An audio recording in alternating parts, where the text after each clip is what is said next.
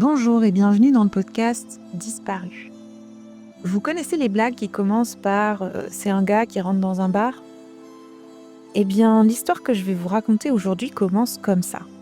Sauf que la chute est beaucoup moins sympa parce qu'après être entré dans le bar, le gars se volatilise.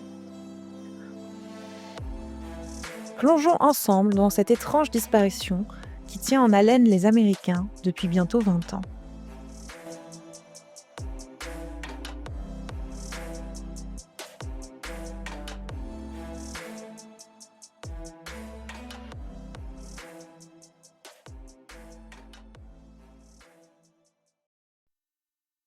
Le 25 février 1979, René et Randy Schaeffer accueillent leur premier fils, Brian.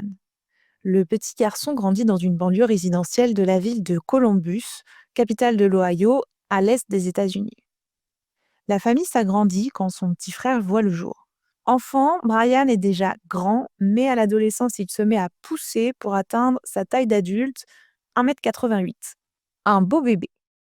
Après avoir obtenu l'équivalent du bac en 1997, il s'inscrit en microbiologie à l'Université d'État de l'Ohio à Columbus. Il obtient son diplôme, puis s'inscrit en médecine en 2004. Alors, de ce que je comprends, il a mis 6 ans pour obtenir un baccalauréat of science, c'est l'équivalent d'une licence en France, au lieu de 4. Je ne sais pas ce qu'il a fait pendant ces années. Est-ce qu'il prenait peu de cours pour pouvoir travailler à côté? Est-ce qu'il a pris une année sabbatique pour faire un voyage, réaliser un rêve? J'aimerais vous donner plus d'informations, mais je n'en ai pas trouvé. Je sais juste que c'était un fan de musique. Il rêvait plus d'être musicien et de monter son groupe que d'être médecin. Brian adorait Jimmy Buffett et je trouve que ça le rend extrêmement sympathique. Il n'y a pas plus positif et cool comme rock. J'ai découvert et écouté en écrivant ce script et ça donne envie de boire des piña coladas sous les parasols. Alors c'est sûr, ça tranche avec le drame de la disparition de Brian, mais je trouve que ça permet d'en être plus proche. Il aimait aussi Pearl Jam, s'était fait tatouer la couverture de leur single Alive. J'aime tellement le rock des années 80-90, faut pas le dire à mon conjoint, mais Brian aurait vraiment été mon genre d'homme. Bref, nous sommes maintenant au début de l'année 2006. Brian a 27 ans, il étudie en seconde année de médecine. On le voit sur les photos, il porte la blouse et la cravate, la petite chemise ajustée, le pantalon chino. C'est donc un grand brun, franchement beau, au visage symétrique, au teint qui prend facilement le soleil, et il a un sourire aux dents blanches et impeccablement aligné. Et je parle de son sourire parce qu'il sourit sur toutes les photos. Brian semble vraiment heureux et confiant. Il est en couple avec Alexis, une étudiante en médecine elle aussi, tout aussi belle et grande que lui. Ils sont encore en phase lune de miel. Et d'ailleurs, à propos de lune de miel, Alexis dira plus tard qu'elle pensait qu'il allait faire sa demande en mariage à l'occasion de vacances à Miami prévues au mois d'avril. Miami, c'est très Jimmy Buffett. Mais en mars, la mère de Brian, Renée, meurt d'une myélodysplasie, c'est un cancer du sang. Il est chamboulé, comme tout enfant qui perd sa mère, mais il semble gérer son deuil et continue de parler avec excitation des vacances à venir. Le vendredi 31 mars 2006, c'est le début des vacances de printemps, le fameux Spring Break. Brian retrouve son père en début de soirée pour dîner. Randy le trouve fatigué et en effet, entre la mort de René et ses partiels, Brian a accumulé les nuits blanches. Alors Randy, comme tout papa, lui conseille de se reposer, mais Brian, il veut profiter de la vie. Il a prévu de retrouver un ami pour aller boire un verre et fêter les vacances. L'ami en question, c'est Clint Florence, son ancien colocataire. Les deux hommes sont proches depuis leur rencontre dans le bar du quartier universitaire University District.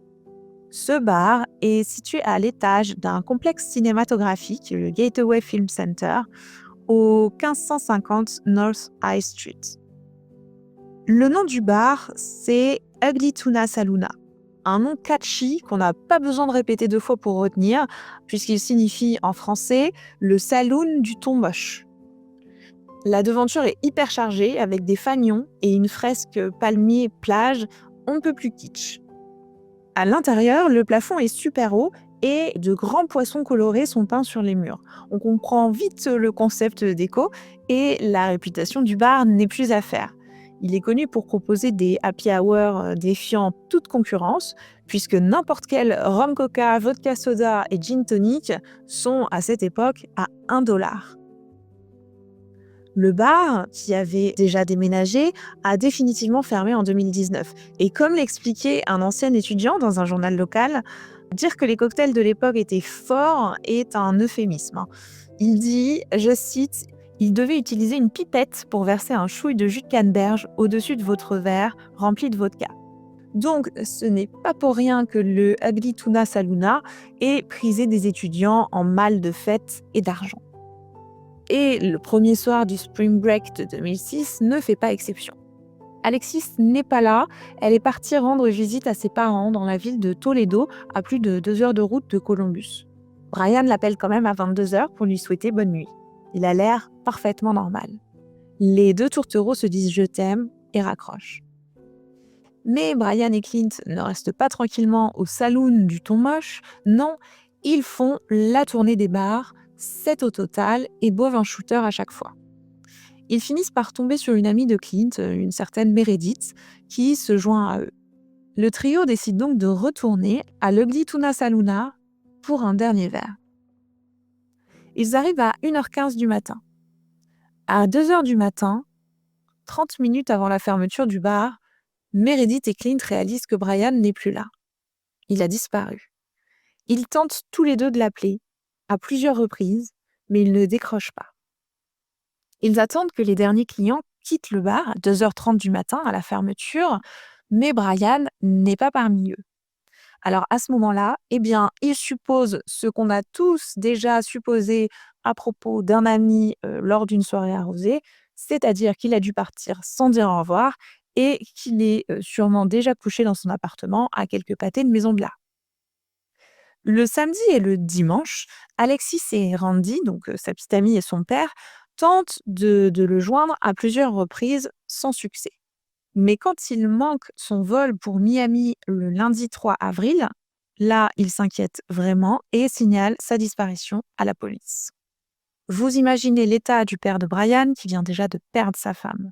Alors je ne sais pas si c'est sa détresse ou le fait qu'il travaille à Columbus pour une compagnie d'électricité ou si c'est parce que Brian avait lui-même l'air d'un futur médecin respectable. Mais en tout cas, les policiers prennent la disparition au sérieux. Ils vérifient l'appartement de Brian mais ne constatent rien de particulier. Sa voiture est toujours garée devant chez lui.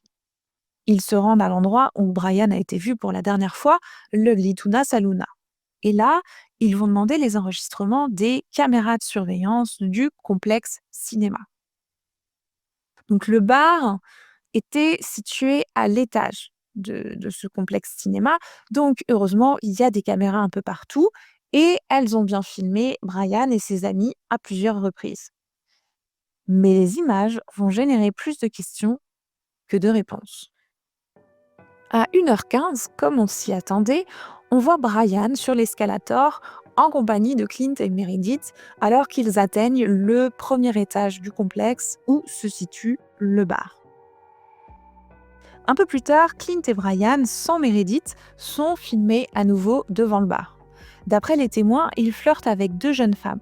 Brian aurait même embrassé dans le cou l'une des deux, une certaine Brighton. Il faut croire que les deux accrochent beaucoup parce que, malgré le fait que Brian ne soit pas célibataire, à 1h57, toujours devant le bar, une caméra les filme alors qu'elle enregistre son numéro dans le téléphone de Brian. On voit ensuite la jeune femme quitter le champ de la caméra. On apprendra en fait qu'elle se rendait aux toilettes du bar et Brian semble la suivre. En tout cas, il rentre dans le bar puisqu'il quitte aussi le champ de vision de la caméra quelques secondes plus tard. Donc on est une demi-heure avant la fermeture du bar. Si vous avez déjà fait des fermetures de bar, vous savez que c'est parfois difficile de mettre des clients alcoolisés dehors. j'ai bien profité de ma vingtaine, on va le dire comme ça, donc je faisais souvent partie des derniers à sortir et avec du recul, je me dis: «Aïe, les pauvres barman et barmaids».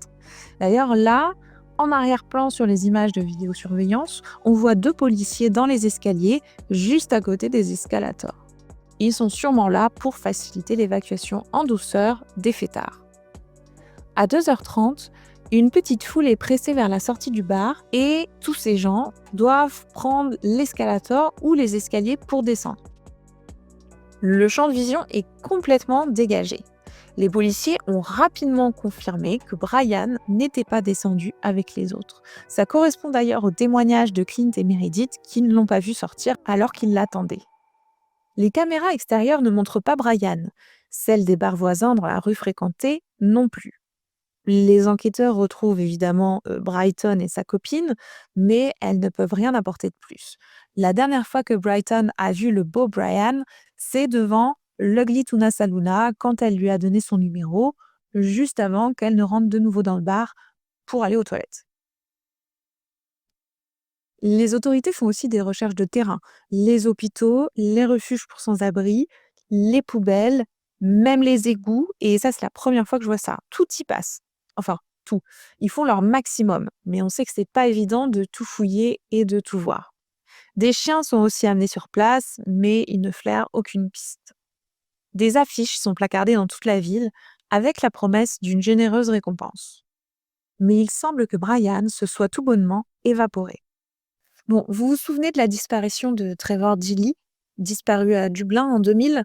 J'en ai parlé sur ma chaîne. J'avais retracé son chemin sur Google Earth et j'ai voulu faire la même chose ici. Enfin, son chemin, on ne sait pas où il est passé, mais je voulais savoir ce qu'il y avait entre l'Ugly Tuna Saloona et son appartement. Donc en croisant les informations, j'ai pu retrouver son adresse. Il habitait au 208 King Avenue, à 965 mètres du bar exactement. Donc rentrer chez lui, ça lui prenait 12 petites minutes en moyenne. C'est d'après Google Maps, donc ça lui prenait sûrement moins de temps vu qu'il est grand et fait de grandes enjambées, mais c'était sûrement plus long quand il avait bu. Le quartier universitaire n'est pas le plus safe, le plus sécure des quartiers de Columbus. Il y a pas mal de criminalité. Il ne faut pas laisser sa voiture ouverte, par exemple, mais on ne se fait pas non plus agresser à chaque coin de rue. À 1 kilomètre de chez Brian, dans la direction opposée du bar, donc on voit pas bien pourquoi il serait allé jusque-là, coule la rivière Olentangy. Ses berges sont fouillées, mais pas de traces du jeune homme. Alexis continue d'appeler son petit ami tous les soirs avant de se coucher, mais elle tombe toujours sur le répondeur. Sauf un soir de septembre, 5 mois après la disparition, quand ça sonne. 1 fois, 2 fois, 3 fois. Évidemment, elle prévient les policiers qui contactent l'opérateur, mais pour les spécialistes, il s'agit juste d'un bug informatique. Les proches de Brian ont du mal à y croire, ces 3 petites sonneries alimentent leurs espoirs. D'autant plus que quelques mois plus tard, son téléphone est capté par une antenne relais près de la bibliothèque municipale de la ville de Hilliard, à 30 km à l'ouest du bar. Alors, est-ce que c'est encore un bug? En tout cas, ça ajoute du mystère au mystère, puisque rien ne relie Brian à cette zone. Mais en même temps, son téléphone n'a jamais été utilisé pour passer un appel et ses comptes bancaires n'ont pas bougé depuis sa disparition. Comme on ne le voit pas sortir du bar, on peut supposer qu'il est toujours dedans. Alors, est-ce qu'il a été victime d'un acte criminel? Il était d'humeur à flirter ce soir-là. Est-ce qu'il s'est intéressé à une femme déjà en couple? Mais personne ne l'a vu se disputer avec qui que ce soit dans le bar, et d'ailleurs, il n'était pas vraiment du genre à se faire des ennemis. Certains pensent que Clint Florence, son ami et ancien colocataire, aurait pu être impliqué dans sa disparition.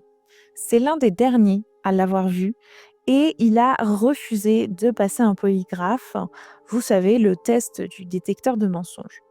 Mais de mon point de vue, c'est assez tiré par les cheveux. Ne pas vouloir passer un polygraphe ne veut rien dire. Ça peut être un bon moyen de se protéger contre de fausses accusations.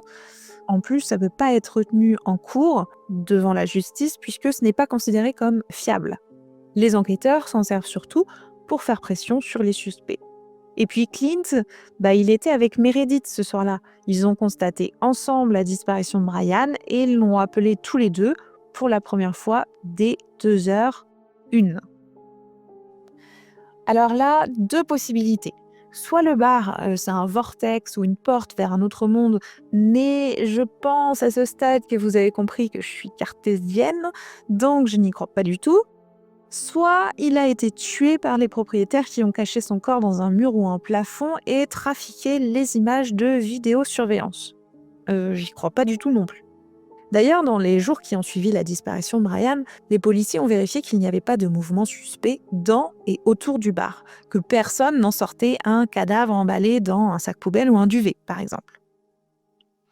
Donc, si Brian n'est pas dans le bar, on est bien d'accord, c'est qu'il en est sorti. Et la solution à ce mystère réside peut-être dans l'architecture des locaux. Je vous l'ai dit, l'Ugly Tuna Saloona est situé à l'étage, premier étage, le seul étage d'un complexe cinématographique avec donc des salles de cinéma et des restaurants. Dans un renfoncement près de l'entrée du bar, il y a un mini hall, allez, de 10 mètres carrés. Et dans ce renfoncement, il y a une porte vitrée qui mène à un chantier de construction.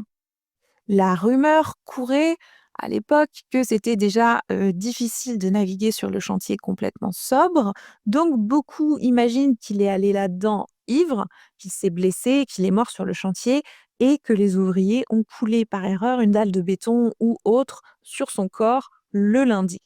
Bon, mon conjoint est maçon et je lui ai demandé si sur un chantier, il pouvait couler par erreur du béton sur un cadavre et il m'a répondu sans hésiter un non, définitif en secouant la tête. Honnêtement, je pensais qu'il allait réagir plus que ça, mais il est apparemment habitué à mes questions bizarres. D'ailleurs, c'est aussi l'avis des ouvriers du chantier de l'époque. Bref, en fait, quand on fouille un peu plus, on trouve le témoignage d'un des premiers policiers mis sur l'affaire, le sergent Hurst. Et d'après lui, non, personne ne se serait perdu sur ce chantier qui était en fait quasiment terminé. Par contre, quand on descendait l'escalier jusqu'au rez-de-chaussée, on pouvait accéder à une porte pour sortir dans la rue et quitter le bâtiment. Cette sortie du chantier est située à 50 mètres à peine de l'entrée du bâtiment qui permet d'accéder au bar. Et il n'y a pas de caméra à cet endroit-là. Si Brian est sorti par la porte du chantier, il avait sur sa droite, perpendiculaire au bâtiment qui héberge le complexe cinéma, un building de 4 étages et un sous-sol qui servait de parking à la zone commerciale.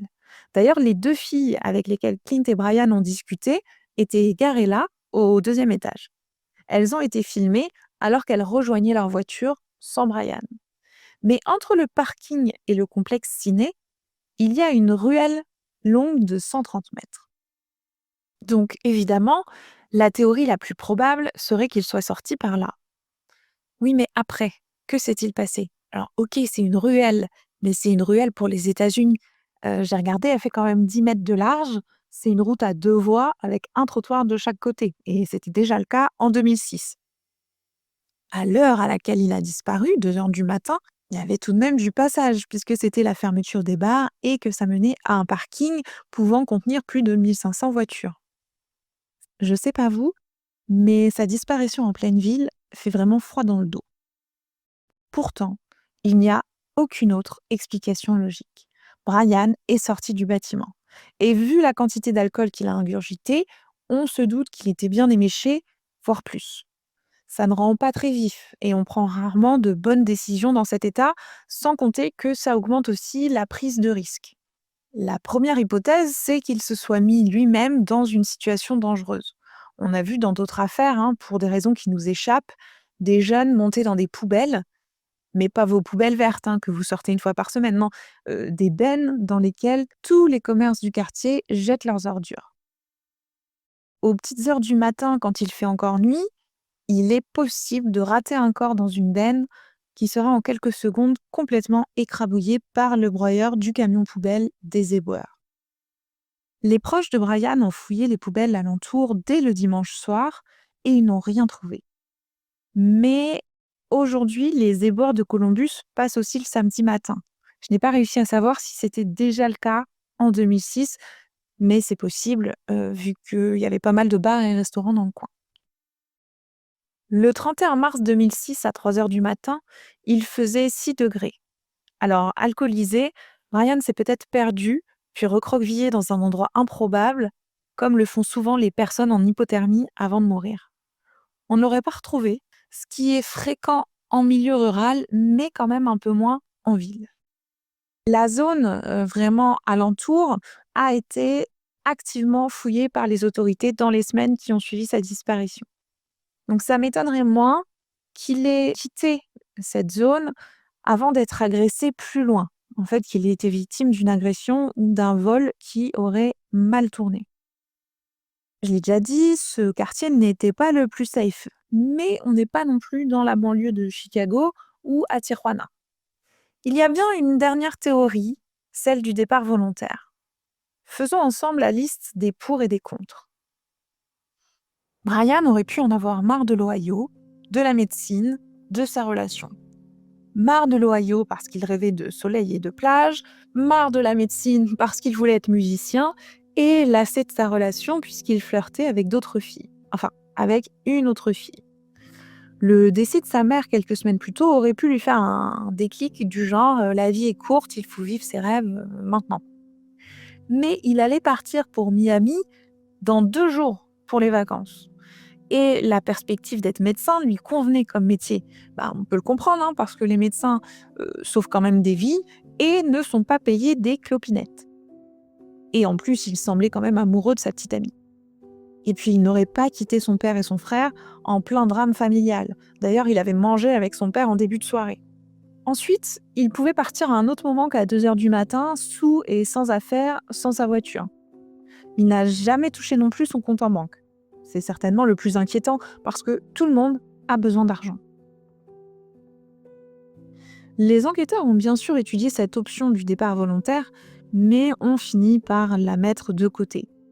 Cette théorie est revenue sur le devant de la scène à l'occasion d'un nouveau drame en septembre 2008, donc 2 ans après la disparition, quand le père de Brian, Randy, meurt d'une chute de branches dans son jardin lors d'une tempête. J'imagine même pas la solitude et la détresse du petit frère de Brian qui a donc perdu son frère et ses 2 parents en 2 ans et demi.